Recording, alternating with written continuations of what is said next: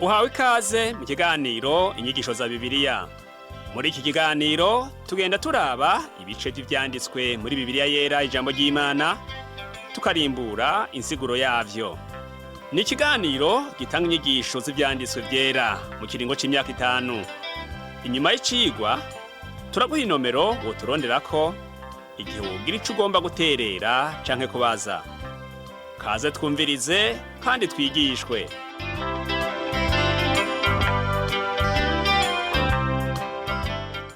Mugenzi uri kurumviriza kino kigwa cacu c'umunsi c'inyigisho za Bibiliya, ndakuramukije amahoro y'umwami wacu Yesu Kristo abane nawe. Uri kumwe na Pastori Samuel Nsabimbona ndakigushikiriza.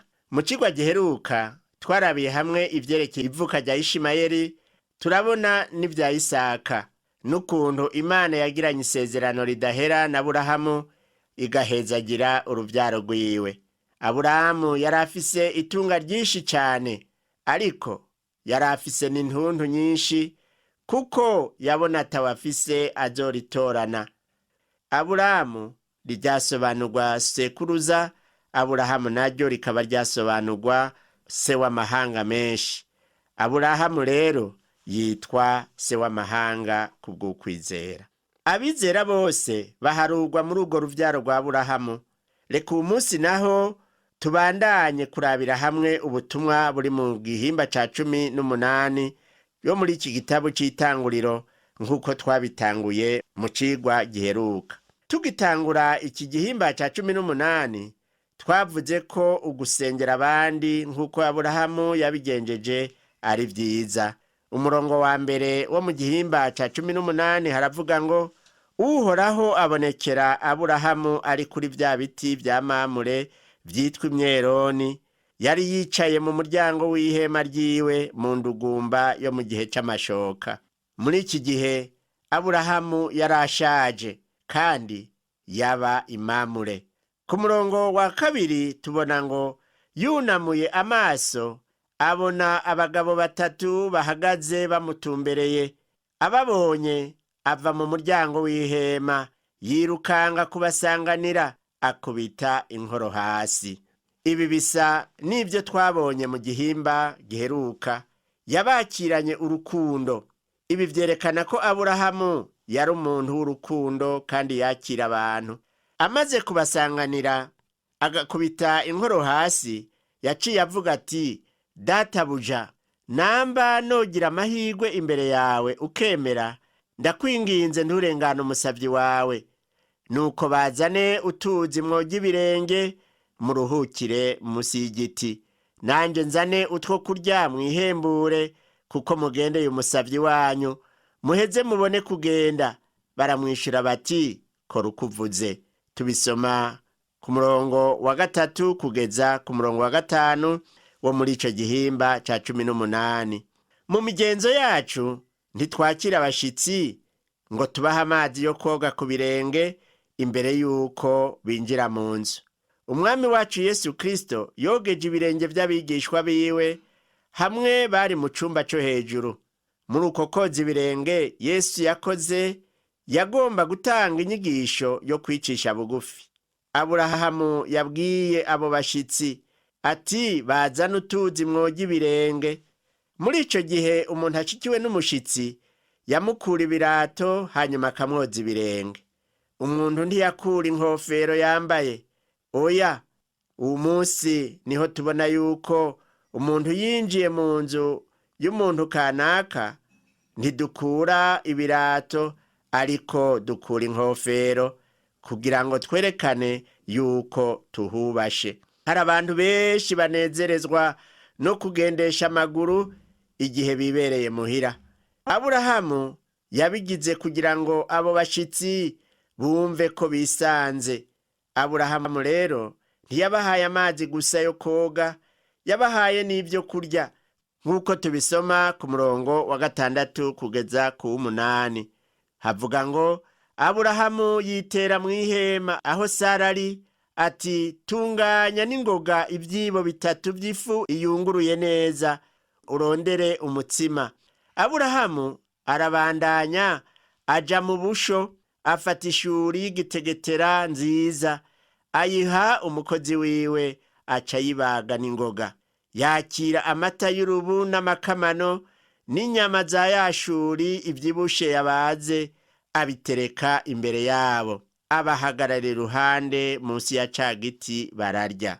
Mbega mubona ubu atari uburyo bwiza bwo kwakira abashitsi?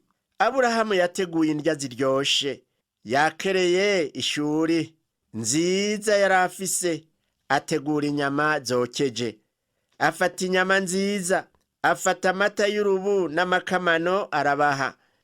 Wari umunsi mukuru mu kuzimana abo bashitsi biwe batatu. Tubona ko bari abashitsi b'icubahiro. Mbega mu bugingo bwawe mugenzi, woba ufise umutima wo kwakira abashitsi? Imana izoguha umugisha niwitwararika abantu bayo. Mw'isezerano rishasha haravuga ngo, ntimwibagire kugirira neza abashitsi, kuko bamwe bagize batyo bahaye indaro abamarayika batabizi. Niko tubisoma mu ikete ryandikiwe Abaheburayo igihimba ca 13 umurongo wa 2. Aburahamu ntiyamenye abariko arakira. Abo bashitsi bamaze kwakirwa, baciye babaza Aburahamu bati, Sara umugore wawe ari hehe? Arabishura atari mw'ihema. Muri ico gihe ntivyari vyemewe ko umugore aganiriza abashitsi. Hanyuma rero umushitsi abwira Aburahamu ati, umwaka ugeze aho ugeze, sinzobura kugaruka iwawe Sara umugore wawe yavyaye umuhungu. Sara avyumviririza mu muryango w'ihema ahahera inyuma yabo. Aburahamu na Sara bumvise ivyo, baca batahura ko bahaye indaro abamarayika batabizi. Ico gihe Aburahamu na Sara bari bashaje bageze mu zabukuru, kandi Sara yari yaraciye. Maze Sara atwengera mu mutima, aravuga ati, ko maze gusaza noba nkigomba umugabo, kandi umwami wanje akaba ashaje. Niko tubisoma ku murongo wa 12. Kubera ko Aburahamu na Sara bari bashaje, Sara vyamuteye ikibazo. Ati, birashoboka ko jewe novyara? Hanyuma acaratwenga. None uko gutwenga kwa Sara kwasigura iki? Uko gutwenga kuvuga ngo ivyo ni ivy'ukuri. Benshi muri twebwe boba barashikiwe n'ivyo. Imana yabakoreye ibintu vyiza vy'ukuri mu gihe mutavyiteze, hanyuma agatwengo karabegura. Sara rero yatwenze muri ubwo buryo, ati ni ikintu ciza c'ukuri. Mbega woba ushimira Imana ku bitangaza yamigukorera? Mu gihimba ca 18 ku murongo wa 13 n'uwa 15 haravuga ngo, Uhoraho abaza Aburahamu ati, ni igiki gitumye Sara twenga akavuga ngo, aho ni ivy'ukuri noba nkivyara umwana ashaje? Mbega hari kinanira Uhoraho? Igihe gishinzwe, umwaka ugeze aho ugeze, nzogaruka iwawe Sara yavyaye umuhungu. Maze Sara arahakana ateka sintwenze, kukagiza ubwoba. Aramubarira atoya watwenze. Sara yaratinye ikibazo c'Uhoraho, ntiyaba imvuga kuri, ariko kandi ntiyashobora no guhagarika ukuri. Nta kinanira Imana. Imana ico igomba gukora cyose iragikora, naho wewe woba utabona aho izobicisha. Ku murongo wa 16 haravuga ngo, abo bagabo barahaguruka baragenda batumbereye i Sodomu. Aburahamu abaja inyuma arabaherekeza. Guherekeza abashitsi wari uwundi mugenzo muri ico gihe, nk'uko biri uwu munsi mu gihugu cacu. Igihe abashitsi bakugendeye bagomba gutaha, urabaherekeza. Mu Kirundi bavuga ngo nukubarenza imitwe y'inzuzi, canke ngo reka ndabarenze irembo. Aburahamu yarengeje irembo abo bashitsi, yabarenganije imitwe y'inzuzi. Barenze irembo babona igisagara c'i Sodomu n'i Gomora, kandi ivyo bisagara vyari bisagara bitunze kandi vyiza muri ico gihe. Imana ivuga ko yari igiye guhonya Sodomu na Gomora, barabimenyesha Aburahamu.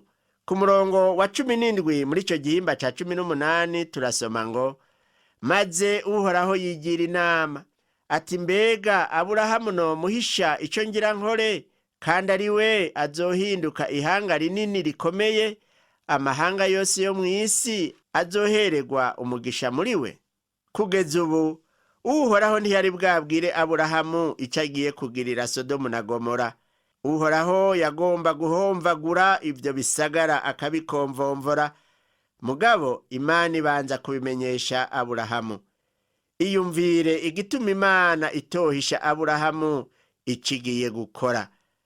Niwumve nawe ingere yabivuze kuri uwo murongo wa 18, yuko Aburahamu yari yiteguye kugira uruhara rukomeye muri kazoza. Imana iravuga iti, sinohisha Aburahamu ico ngiye gukora, kuko yohava anyiyumvira nabi. Uramenya ko Aburahamu yari umugwaneza imbere y'Imana. Ku murongo wa 20 haravuga ngo, maze Uhoraho aravuga ati, induru ziri Sodomu n'i Gomora ko ari nyinshi, kandi ibyaha vyaho bikaba vyabaye umurengera. 21, ndamanutse ndabe yuko bakora ibihwanye gose nuko induru zaho zashikiriye, kandi namba atariko biri ndabimenye. Mu yandi majambo, Imana irikibwira Aburahamu iti, ndazi biriko birakorekera i Sodomu n'i Gomora, itariko ngiye kubitohoza neza. Imana ntikora ibintu gihutihuti na gatoya. Ni vyiza kubona Imana yarabwiye Aburahamu ko igiye kurandura Sodomu na Gomora. Iyo bitaba gutyo, Aburahamu yari kwiyumvira nabi Imana. Yari kwiyumvira ko Imana ikoresha igitugu, ikora ibintu gihutihuti, atabugwaneza ifitiye abantu bayo. Ariko Aburahamu yari kwiyumvira Imana uko itari. Ni vyiza rero ko Imana yabwiye Aburahamu ikigiye gukora, kuko yari kugira ivyiyumviro binyuranye n'ivy'Imana ifitiye i Sodomu na Gomora. Ibi nivyo vyatumye Imana idahisha Aburahamu ico yari igiye gukora.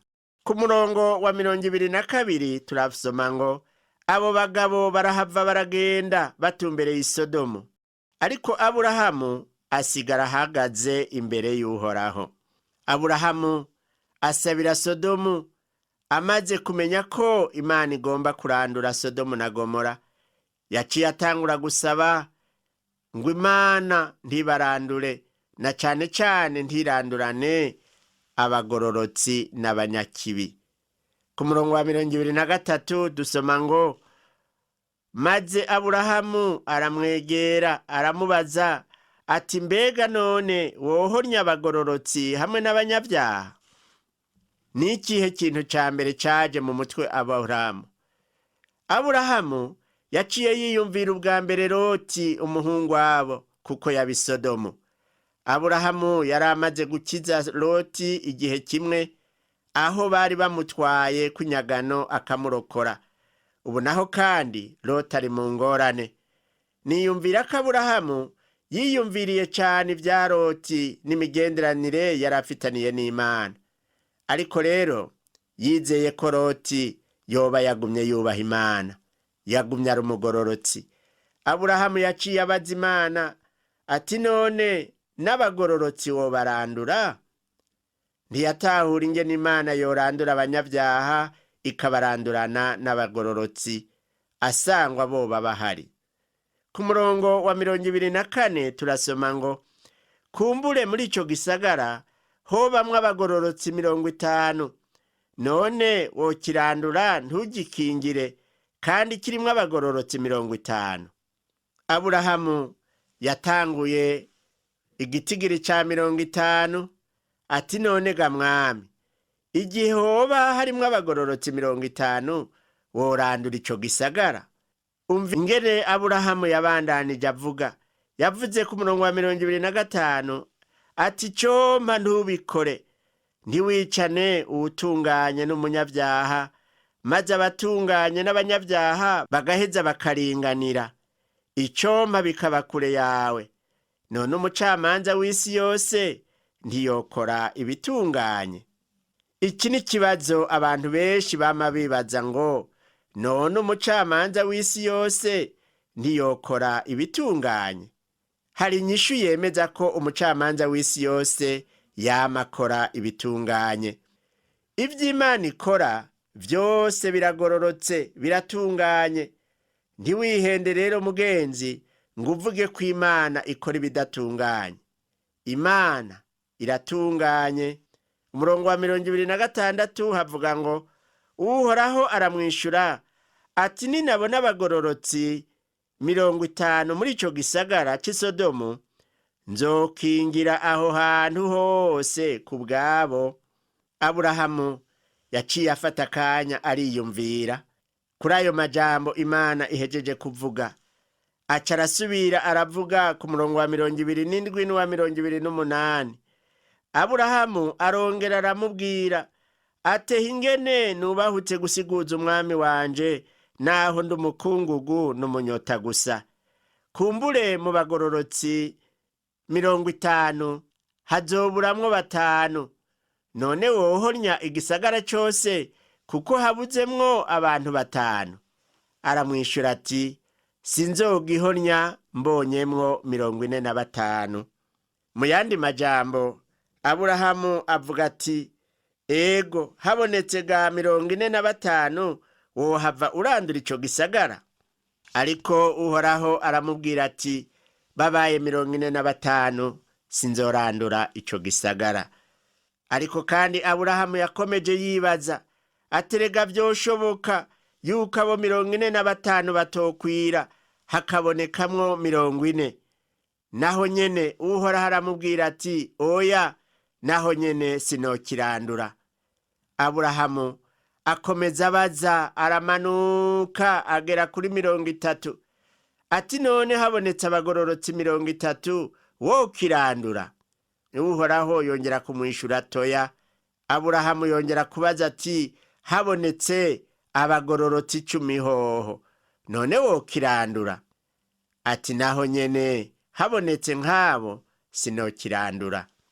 Ku murongo wa 33 muri ico gihimba ca 38 havuga ngo Uhoraho aca arigira ahejeje kuvugana na Aburahamu. Aburahamu nawe asubiriwe.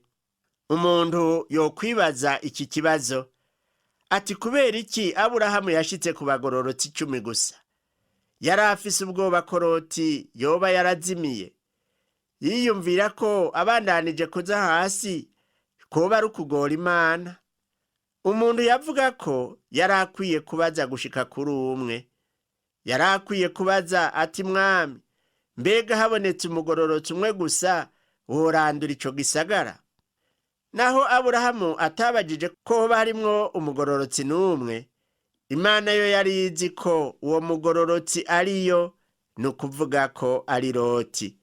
Imana yacibwira Loti iti va muri iki gisagara kuko ntashobora kukirandura ari ukiri. Imana ishimwe. Igihe c'ibyago bikomeye ico gihe ntigishobora gushika ishengero rikiri ngaha mw'isi mugenzi, kuko Yesu ari wazoza guca amateka, kandi ibyago bikomeye ni kimwe mu bizoba bizanye Yesu mw'isi. Nico gituma ishengero ridashobora guca muri ivyo. Iki ni igicapu c'ubwiza bw'uko kuri. Mbega uyu munsi isi imeze gute? Bisa nka kurya kw'i Sodomu na Gomora. Ntibisobanurwa ko umwami wacu Yesu agiye kuza ejo canke hirya y'ejo. Nta muntu n'umwe azi umunsi canke isaha Yesu azozirako. Ukwiye kwama witeguye kugira ngo niyaza guca amateka nturandurwe. Imana ntizotinya kuduhana turi abanyabyaha. Wewe nanje twisuzume kugira ngo tugororokere Imana.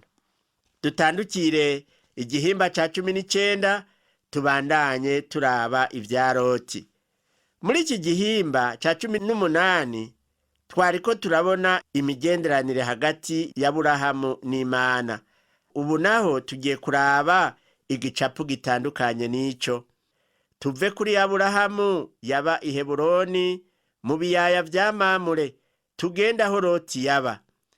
Muri iki gihimba kitubwira ko Loti yaba i Sodomu ari kumwe n'umugore wiwe n'abakobwa biwe 2. Tubona kandi ko Sodomu na Gomora vyaranduwe. umugore wa Loti nawe ahinduka inkingi y'umunyu.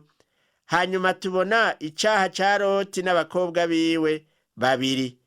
Iki gihimba ca 19 kitwereka ubugingo bwononekaye. Twibuke ko kandi uwo Loti yari umugororotsi. Petero niwe yanditse avuga ku vya Loti ati kuko uwo mugororotsi aho yaba muri abo yagira akabonge uko bukeye mu mutima wiwe ugororoka kubw'ibikorwa vyabo vy'ubugarariji yabona akumva. Loti naho yaba i Sodomu ntiyigeze anezerwa cane, ntiyamerewe neza na buhoro buhoro. Igihe yava i Sodomu wabaye umunsi uteye akabonge kuri we, yabuze umuryango wiwe n'ibindi vyinshi yaratunze. Hari umuntu uwo munsi yiyumvira ko akijijwe, ariko uravye ubuzima bwiwe canke uravye ahaba bigatuma atakaza intahe yiwe. Ibi rero ntibikwiye. Reka twumve igishinga ntahe c'umupasitori umwe avuga ati nabaye umupasitori imyaka itari mike. Ati kandi ndazi abakristo bameze nka Loti. Ati haheze igihe umwana w'umushinga ntahe mw'ishengero nakoramwo yambwiye ati data ntiyigera atubwira ijambo ry'Imana kandi ari umukristo. Yabona ko se wiwe ari ndyarya mu vy'Imana. Kubw'ivyo uwo mwana yiyumvira kwangara kuko yabona se ataca amufasha kandi yitwa ngo n'umuntu w'Imana. Loti nawe naho yari umugororotsi ntiyigeze ashingira intahe Imana ngo ababanyi biwe bahinduke baba bagororotsi. Loti yabaye umunyavyago kuko yabuze vyose yaratunze, mbere abura n'umugore wiwe. Mbega woba ushingira intahe Yesu Kristo aho uherereye? Hari abantu benshi batazi Yesu hari abantu benshi batazi Yesu mu mpande zitandukanye hirya no hino. Babwire Yesu ko akiza, babwire bave mu vyaha kugira ngo Imana ntizibarandure. Abamarayika barashitse i Sodomu baramutsa Loti. Bashitse aho i Sodomu ku kagoroba, kandi Loti yari yicaye kw'irembo ry'igisagara cy'i Sodomu. Loti ababonye ava hasi aja kubasanganira, akubita inkoro hasi, nk'uko tubisoma ku murongo wa mbere wo muri iki gihimba ca 19. Ngo bamarayika bose bacika i Sodomu ku kagoroba, kandi Loti yari yicaye kw'irembo ry'igisagara cy'i Sodomu. Loti ababonye ava hasi kubasanganira, akubita inkoro hasi. Abo bamarayika bagiye kuramutsa Loti, bari bagiye kuvuga ivyerekeye guca amateka. Loti rero yari yicaye kw'irembo. Muri ico gihe abicara kw'irembo bari abacamanza.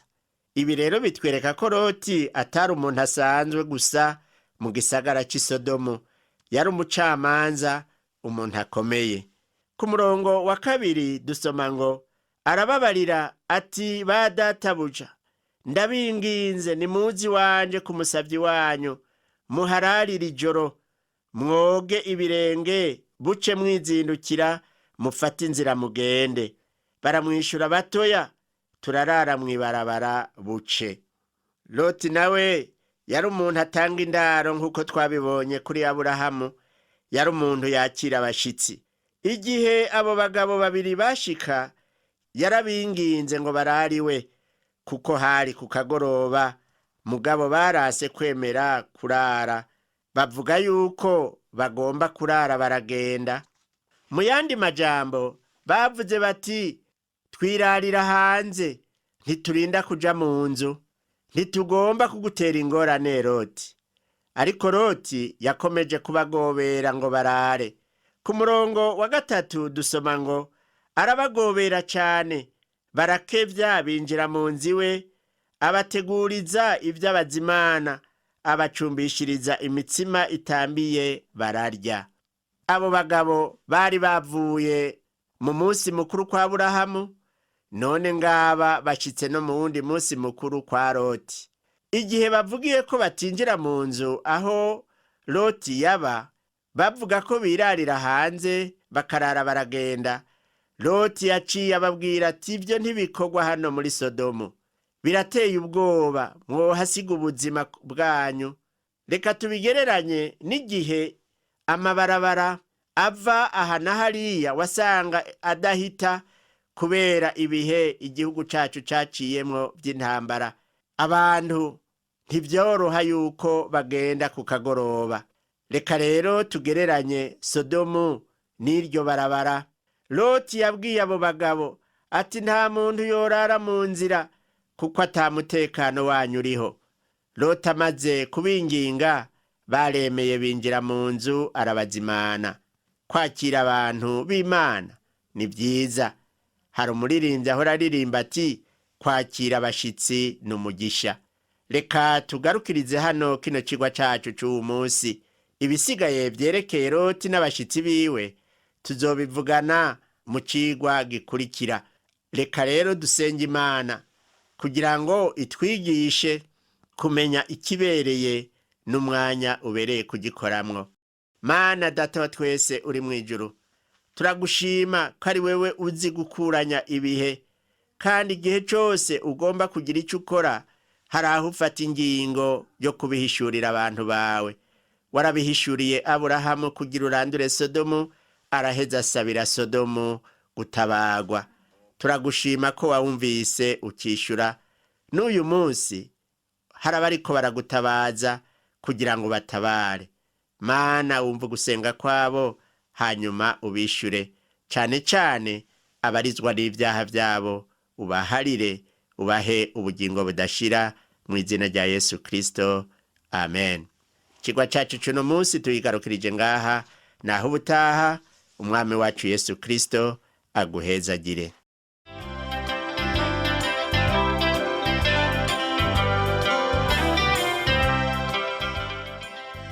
Wakoze kumviriza icigwa c'ijambo ry'Imana c'uyu munsi.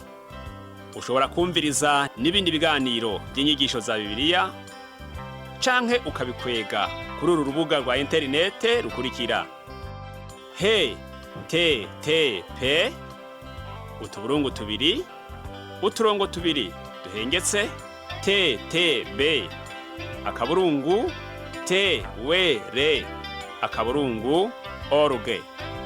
Ushobora kumviriza ikiganiro cyo muri indwi canke ugafyonda ahanditswe ngo rondera ukurikije itariki kugira ngo wumvirize ikiganiro camaze kurengana.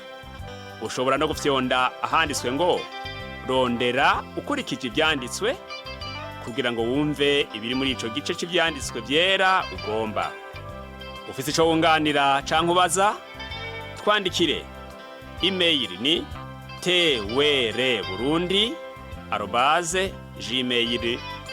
twr@gmail.com. Ushobora kandi kudusanga kuri Facebook yitwa TWR Burundi. Ushobora no kutwakura kuri telefone yo mu biro. Inomero ni 22 24 26 57 mu masaha y'akazi. Canke kuri telefone ngendanwa, inomero ni 69 67 12 77 79 74 19 93. Udusanga kandi kuri Whatsapp, nimero ni 79 38 71 99. Yesu aguhezagire.